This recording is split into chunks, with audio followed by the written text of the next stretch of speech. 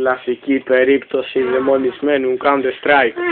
Όλα άρχισαν όταν η μητέρα του έκλεισε το PC και έλεγε ότι τώρα πια δεν μπορεί να είναι Counter Terrorist.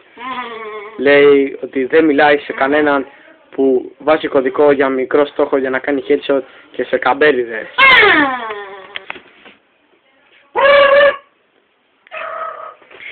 Πώς είναι?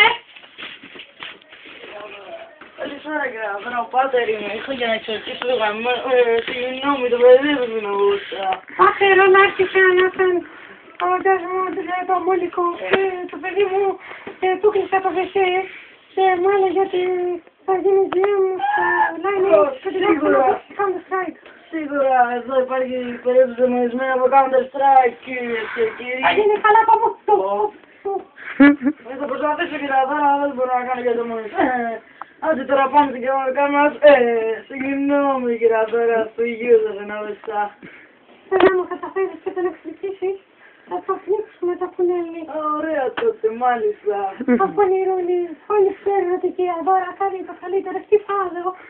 Ωραία τώρα, πάμε να εξορκίσουμε το μουνις, το παιδί σας. Πάμε, Πάτερ, πάμε. Πάει. Άγιος ο Θεός, Άγιος. GS, Αλβανέ, καλημέρα. Θα σου κάνω ketchup. Δίνω τη τώρα. Πάμε και από το ρεκούλο παιδί, έχουμε τη μόνα του κολομπόσταρντο. Καθημερινή μπαστάρδι. Δέχου την. Δέχου την. Πάτερ, θα γίνει καλά το παιδί μου, το παιδί.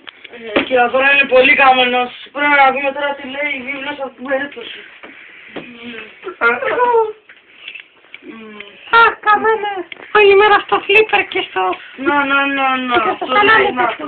Ισιώσαμε στην Αυστραλία. Ναι, κύριε Αδώρα, μπορεί να πεθάνει το παιδί σας, αλλά θα εξορκιστεί.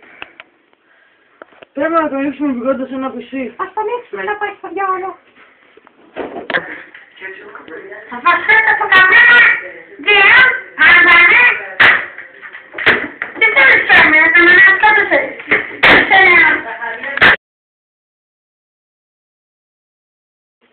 Θα γίνει καλά το παιδί μου, Πάτερ.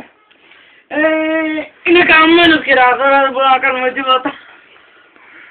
Ας δούμε τώρα τι λέει η βίβλος σε αυτήν την περίπτωση. Λάθος βιβλίο, κραταφυλίστε, το σπορτ είναι. Καλά ρε καμένε, με το σπορτ ασχολείσαι τώρα. Ελβά. Ketchup, καρμπούρι, ρε μαλάκα, τι κάνεις εκεί πάνω, δεν μπορώ να δω. Τι στο διάλογο.